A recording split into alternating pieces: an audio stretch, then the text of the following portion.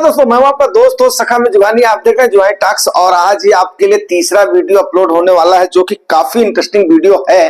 जैसा कि आपने सब्जेक्ट और थंबनेल और इसमें टाइटल में देख लिया होगा, एसआईपी बंद करना कैसा डिसीजन है, फुली सार वाइज है। और उसके बाद में इसका हम फिर पता लगाने की कोशिश करते हैं। सबसे पहली बात तो ये है, आगे आपको एक बात बताऊं कि बहुत सारे डाटाज के साथ मैं कम से कम 25 साल के डाटा के साथ आपको काफी इंटरेस्टिंग फैक्ट बताने की कोशिश करूंगा। ये निर्णय आपका है, जो फैक्ट है वो मैं आपको बता रहा हूं। बाकी निवेश या नहीं करना या करना वो आपके ऊपर डिपेंड करता है, ठीक है ना। और दूसरी बात, मैं आपको एक बात बताऊं कि जिस प्रकार से आगे मैं डाटाज में बताऊंगा कि आज मैंने 3 बार उस चीज को उठाया जो एक्सपेंस रेशियोज आपके फंड मैनेजर्स ने या फंड हाउसेस ने बढ़ाए हैं, वो बात कहीं ना कहीं नागवार गुजरी है। क्यों गुजरी है उस पर मैं चर्चा जरूर करूंगा, इस वीडियो से क्लियर हो जाएगा। तो आप लोग उसका बाय मेहरबानी बुरा नहीं मानिएगा, क्योंकि उसको उठाना एक जरूरी होता है। अगर हो सके तो उसको ज्यादा से ज्यादा लोगों तक जागरूक करिए, ताकि हो सकता है कि यहां तक जाए, क्योंकि कोई भी इस पर ध्यान नहीं दे रहा है। क्योंकि क्या है, रिटेलर्स के बारे में, आम लोगों के बारे में सोचने के लिए किसी को टाइम ही नहीं है। क्यों? क्योंकि लोग नाना प्रकार के हथकंडे अपना करके, अट्रैक्टिव बना करके, और उसके बाद में रियलिटी से कहीं ना कहीं आपका ध्यान भटकाने की कोशिश करते हैं। तो आज दोपहर के 10-11 बजे वाला जो वीडियो था, शाम को मैंने 5 बजे एक वीडियो डाला है। ये तो मैं करीब आपको 10, साढ़े 10 बजे आपको मिलेगा ये वीडियो। और कल सवेरे 10 बजे भी सेम थीम पर वो वीडियो है, जो कि 5 मिनट का ही ओनली है, लेकिन उसमें भी मैंने वो बात उठाई है, बार बार उठाई है। तो हो सकता है तो आप लोग उसको कम से कम, ज्यादा से ज्यादा लोगों तक ये करें कि जो एमसी वाले आपके ऊपर कर रहे हैं। अब मैं सीधे से आपका समय व्यर्थ नहीं करूंगा, क्योंकि टाइम काफी ज्यादा हो जाएगा। अब हम इसको स्टार्ट करते हैं, ठीक है ना। देखो दोस्तों, एक बात आपको बताऊं कि बुल रन में जिन लोगों ने सोचा कि चलो ठीक है यार, बार बार हमें गेन मिलेगा, उसके बाद में हम यहां पर आकर के उन्होंने उसके बाद में पोजीशन बना लिया। लेकिन जब 4-5 महीने की गिरावट आई है, तो यहां पर लोगों का क्या हुआ कि वहां पर उनका जो दिमागी रूप से मजबूत नहीं थे, दिमाग से मजबूत नहीं थे, सीधे और सिंपल सी बात बताऊं, वो फिर क्या किए, यहां से पतली गली से खिसकना शुरू कर दिए हैं। लेकिन वो कहीं ना कहीं अपना नुकसान कर रहे हैं। यस, मैं आपको ये बात बता दूं। और उसके बाद में इस निर्णय को मैं वाइज या उसके बाद में आपके ऊपर छोड़ता हूं कि ये फुलिश निर्णय है या वाइज निर्णय है, ये बात आपको बताने की कोशिश करता हूं। और डाटा से, ठीक है ना, डाटा से बताने की कोशिश करता हूं। सबसे पहले मैं 25 साल का एग्जांपल लेता हूं, 2000 से लेकर के, जब हजारों में खाली आपकी निफ्टी थी, उस समय था। उस समय आप देख लीजिए कि सन 2000 में 53% से ज्यादा आपकी निफ्टी गिरी थी। सन 2004 में 36% आपकी निफ्टी गिरी है। सन 2000 जितना 15% से ज्यादा जो गिरावट हुई है वो मैंने लिया हुआ है। छोटे मोटे 10% या नीचे का करेक्शन मैंने नहीं लिया हुआ है। 2006 में 31% और 2008 में 64.5%, 2010 में 28.7% और 2015 में 25%, 2020 में 39.5%, 2022 में 18% और 2024 में 16.5% आपकी मार्केट गिरी है, ठीक है। तो आप ये देख लीजिए कि 25 सालों में कितनी बार फॉल हुआ है, 9 बार फॉल हुआ है। ध्यान दीजिएगा, मैं एक बार फिर रिपीट कर देता हूं। 2000 में 53%, 2004 में 36%, 2006 में 31%, 2008 में 64.5%। ओवरऑल अगर सीन लोग 2010 में 28.7%, 2015 में आपका 25%, 2020 में आपका 39.5%, 2022 में 18% और 2024 में 16.5%। तो ये आपकी गिरावट हुई है। अगर तो ये तो अभी आपकी एक शुरुआत है, ठीक है ना, अभी आपकी एक शुरुआत है। क्यों? क्योंकि आप देखिए कि 25 सालों में आपकी मार्केट 9 बार गिरी है। 9 बार में से अगर 2022 को हम देखें तो ये सबसे कम फॉल रहा है, ठीक है ना, सबसे कम फॉल रहा है। 2021 के अक्टूबर नवंबर से गिरना शुरू हुआ था, और उसके बाद में 2024 का उससे भी कम फॉल रहा है, 16.5 का। तो अभी भी ये मान करके चलिए कि थोड़ी बहुत करेक्शन आ सकती, इसमें कोई भी नई बात नहीं। ये मैं आपको कोई ये नहीं बोलूंगा कि नहीं आ सकती है। इसीलिए मैं बार बार बोलता हूं, भैया मेरे सोच समझ करके ही निवेश करिएगा, और इसमें कोई भी दो राय नहीं है। अब आपको मैं एक एग्जांपल से समझाने की कोशिश करता हूं, वो अगर समझ में आए तो फिर आप लीजिएगा। अब सपोज करो आपकी मार्केट चाहे अभी यहां पर गिरावट में है, अब यहां से मार्केट हाई राइज होती चली जाती है, यहां से हाई राइज शुरू हो जाती है। तो अगर ये मान लिया 9 बार फॉल हुआ है 25 में, तो 9 तिहाई मतलब 3 साल में, तकरीबन 2.5 से 3 साल में एक बार मार्केट आपकी गिरती है। तो आपने यहां से, मैं 2 सिंगल ले रहा हूं, 1 लाख रुपया महीना, जो बहुत बड़ा SIP जैसे हमारे सुप्रताप सर वगैरह कर रहे हैं या हमारे सारस्वत सर वगैरह कर रहे हैं, तो उनका 1 लाख रुपया महीना 2 साल में कितना गिरेगा, 2 साल में कितना होगा आपका 24 लाख रुपया। 10,000 के हिसाब से 2,40,000 रुपया होगा। वहां तक आपने इसको निवेश किया, मार्केट ने ठीक ठाक आपको गेंद देना शुरू किया। अब आपका जब 24 लाख रुपया आपका हो गया, सीधे सीधे मैं लेता हूं कि चलो ठीक है, सपोज कर लिया, या 2,40,000 हो गया। अब वहां पर क्या हुआ, आपकी मार्केट ने सपोज करो इसको लेकर के ये 30 लाख हो गया है, और ये आपका कितना हो जाएगा, 3 लाख हो जाएगा। 2,40,000 10,000 वाले का ये 3 लाख हो जाएगा। इतना ही होगा ना 3 सालों में, क्योंकि आपने तो कोई एक बार में तो पैसा डाला नहीं है, आपने इसको SIP के थ्रू करते गए हैं। अब वहां से जब आपकी मार्केट में करेक्शन आ गया है, करेक्शन आपका आ गया है, तो 10% का भी अगर करेक्शन आ गया है वहां पे, तो आपका ये कितना हो जाएगा, ये आपका 24 लाख 30 लाख जो हुआ था वो आपका 27 लाख हो जाएगा। सीधी सी बात है। और आपका ये जो है 3 लाख हुआ था, ये सीधे आपका क्या हुआ, 10% में 30,000 निकल जाएगा, तो 2,70,000 हो जाएगा। वहीं पर अगर 15% हुआ तो 4.5 लाख रुपया आपका कम हो जाएगा ऑल टाइम हाई से। और उसके बाद में अगर आपका इसका 15% हुआ है, तो ये 15 45, 2,65,000 रुपया, 2 लाख ये अपना 55,000 हो जाएगा। अब उसके बाद में अगर ये 20% का करेक्शन होता है, तो 3 साल के बाद में आपको सीधी सी बात है 24 लाख से कम आपका कार्पस हो जाएगा। भाई 30 लाख आपको दिख रहा था, लेकिन वो 24 से कम हो गया।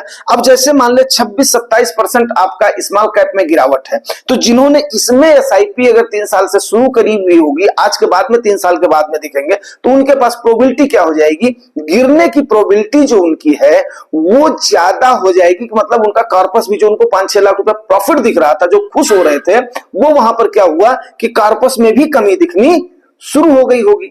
अब यहां पर लोगों का क्या हुआ कि यहां पर हालत जो है वो पतली हो गई। हालत पतली हो गई क्यों, इन्होंने 3 साल का ही दौर देखा है।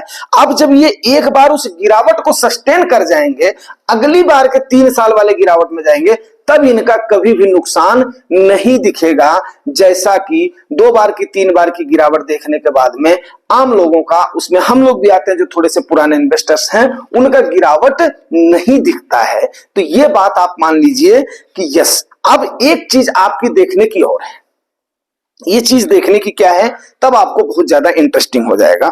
मैं आपको एक बात बताऊं कि दोस्तों, अब आपको ये देखना पड़ेगा कि जैसे मान लिया 2000 में आपका 53% कब गिरी है मार्केट, कितने टाइम में गिरी है, ये बड़ा इंटरेस्टिंग सवाल है। और यहां पर ही आपको सारा निचोड़ समझ में आ जाएगा, सारा निचोड़ समझ में आ जाएगा कि रिटेलर्स के पीछे लोग क्यों पड़े हुए हैं, और मैं क्यों भन्नाया हुआ हूं जो AMC जो है ना आपके एक्सपेंस रेशियो को बढ़ा रही है।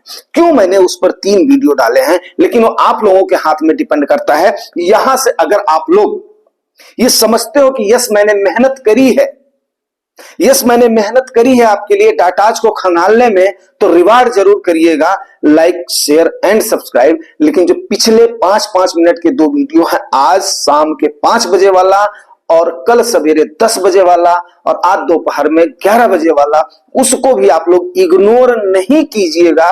क्योंकि क्या होता है, जब आपकी दो वीडियो की डेली कंसिस्टेंसी होती है, जब आपने 3 कर दिया है, तो वहां पर थोड़ा सा आपके एल्गोरिदम पर भी वहां पर फर्क पड़ता है। वो मेरे को नहीं है, लेकिन उससे आप लोग जानते हो कि मेरे को कोई इतना ज्यादा नहीं, लेकिन अब ये आवाज मेरी दबनी नहीं चाहिए। मेन बात ये क्या है, वो आप लोगों के हाथ में है, ठीक है ना। उतनी मेरे को उसकी तरफ मैं ध्यान ही नहीं देता हूं। तो जो 2000 से लेकर के 2002 तक का आया था, करेक्शन आया था, ये 20 महीने में आया था मेरे भाई। ये 20 महीने में Bubble.com में, उसके बाद में जो ट्विन टावर पे अटैक हुआ था WTC का, फिर उसके बाद में अफगानिस्तान पर इन्वेड हुआ था, तो ये 3% कितने दिन में, 20 दिन में गिरी थी आपकी मार्केट। वहीं पर ही 2004 वाली जो गिरावट थी, ये 5 महीने लगे थे गिरने में। ये याद रखिएगा, बड़ी अच्छी चीज है। वहां पर ये 36% गिरी थी। उसके बाद में 2006 में 31% आपकी 2 महीने में गिरी थी, उसके बाद में रिकवरी स्टार्ट हो गई थी। 2008 में जो आपकी 64.5% थी वो आपका 10 महीने में गिरी थी मार्केट, उतना लंबा पीरियड जो है रहा था। 2010 वाले में 14 महीने चला था, 2015 वाले में 12 महीने चला था, और 2020 में केवल 3 महीने का पेन था। उसके बाद में मार्केट ने रिकवर करना शुरू कर दिया था। किसमें? 2020 में। और 2022 वाले में आपके 9 महीने, उस साल में मार्केट आपकी फ्लैट ही रही थी। आपने देखा था जब ये रसिया यूक्रेन का इन्वेड हुआ था, उसके बाद में करता हुआ 22 में फ्लैट गया था, अक्टूबर नवंबर के आसपास के बाद में तब जाकर के मार्केट ने रिकवर करना शुरू किया था। तो 9 महीने थी। तो अभी आपकी मार्केट का जो फॉल है वो 5 महीने का फॉल हो चुका है। अब यहां पर क्या हो रहा है, वहां पर मार्केट चलती थी किससे? बड़े बड़े ऑपरेटर से, बड़े बड़े पंटर से। वो चाहते थे तो मार्केट को जबरदस्त गिरा देते थे और वहां पर पोजीशन बना लेते थे। अब की बार आपने देखा है, क्योंकि तब कोई ना कोई सिनेरियो क्रिएट होता था। अब की बार कोई ऐसा सिनेरियो तो क्रिएट हुआ नहीं। ये बार बार चाह करके, जब से ट्रम्प चाचा आए हैं तब से भसड़ मची है, लेकिन उससे पहले से हमारी मार्केट, ट्रम्प चाचा तो पोजीशन पर कब बैठे हैं?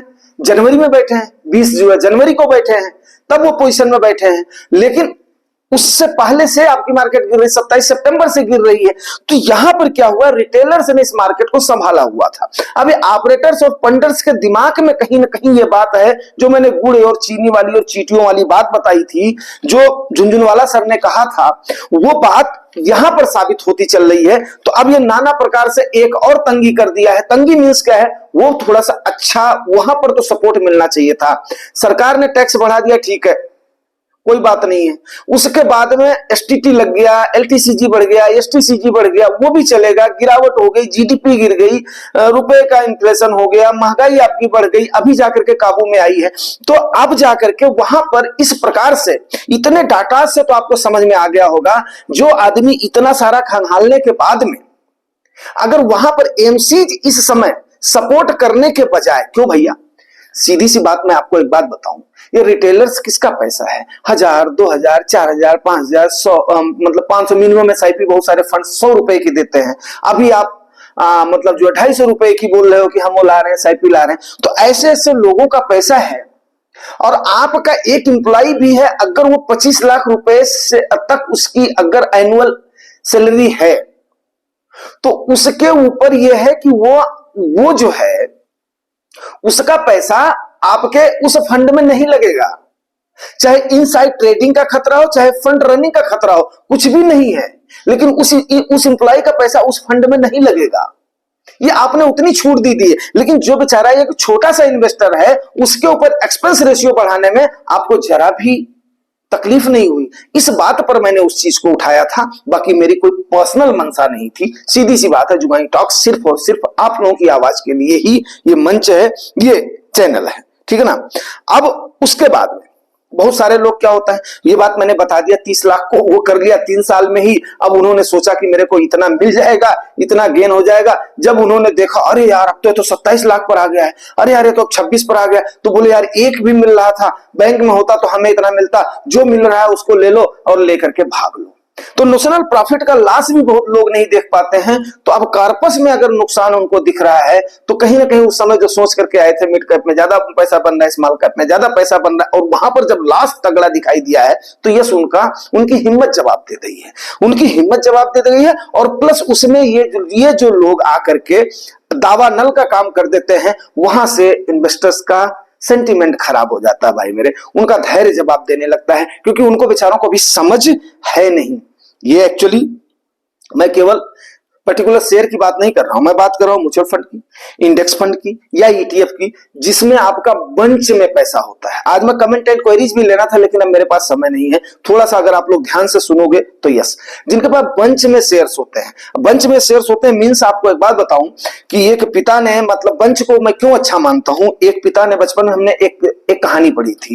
एक पिता ने, उसके 7 बच्चे थे, तो सातों को उसने क्या किया, लड़के आपस में बहुत वो करते थे, लड़ाई करते थे, तो पिता ने क्या किया, बोला जब पिताजी जब बुढ़े हो गए, तो बोला इसको हम एक लेसन दे जाते हैं, उस लेसन से थोड़ा सा हो सकता है इनको समझ में आए। तो उन्होंने क्या किया, 7 लकड़ी के टुकड़े अपने बच्चों को एक एक करके दिया और बोले कि ठीक है इसको तोड़ो, सारे लड़कों ने एक एक बार में, वो छोटी पतली थी, वो थी जो लकड़ी थी, उसको तोड़ दिया, खुट खुट अलग हो गया। अब पिता ने क्या किया, उन सातों को एक में सुतली से लपेट दिया और लपेटने के बाद में अपने बच्चों को दिया। तब जब बच्चे तोड़ने लगे तो वो नहीं टूटा। मीन्स क्या है, जहां पर मैं इसकी बात कर रहा हूं, जो आपका बंच में है, ये सबसे सेफ इक्विटी में माना जाता है। ये आपकी मर्जी है, खरीद या बेच की सलाह मेरी नहीं है, वो आपको अपने ऊपर डिपेंड करना है, अपनी सोच पर डिपेंड करना है। ये केवल एक एजुकेशन के नाते, ठीक है ना।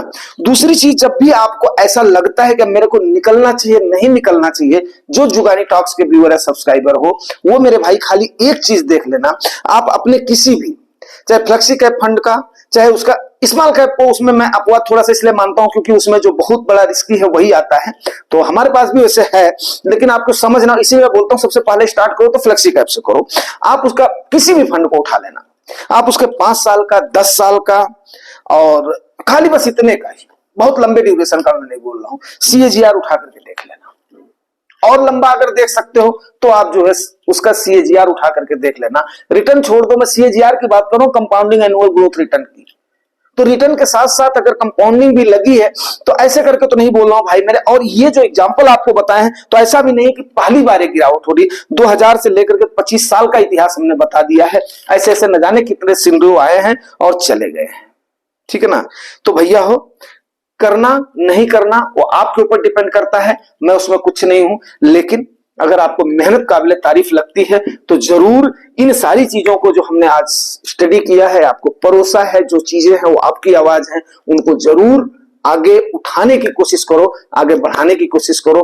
बस इतना मैं बोल सकता हूं। इसके साथ ही इसको मैं क्लोज करता हूं। कमेंट एंड क्वेरीज को कल लेंगे और कल अभी इवनिंग में मिलेंगे, क्योंकि कल हम जो 10 बजे उसी सेम आवाज को हम उठाएंगे अलग उसमें। हालांकि मैंने ही उसको बोला हुआ है डिफरेंट तरीकों से, 3 बार में मैंने बोला हुआ है, तो वो नहीं है, मेरी आवाज है। और जो भी मतलब वो मेरी नहीं, वो आप लोगों की आवाज है, मेरी नहीं है, वो आप लोगों की आवाज है, कि ताकि CBIMP तक हो सकता जाए या फंड हाउसेस तक हो सकता जाए, तो रिटेलर्स की पीड़ा हो सकता है उनकी समझ में आए। Yes, thank you very much, thank you. अगर रिटेलर्स ने उनका साथ दिया है तो कम से कम उन्होंने भी आपका साथ देना चाहिए, यही मेरा निवेदन है।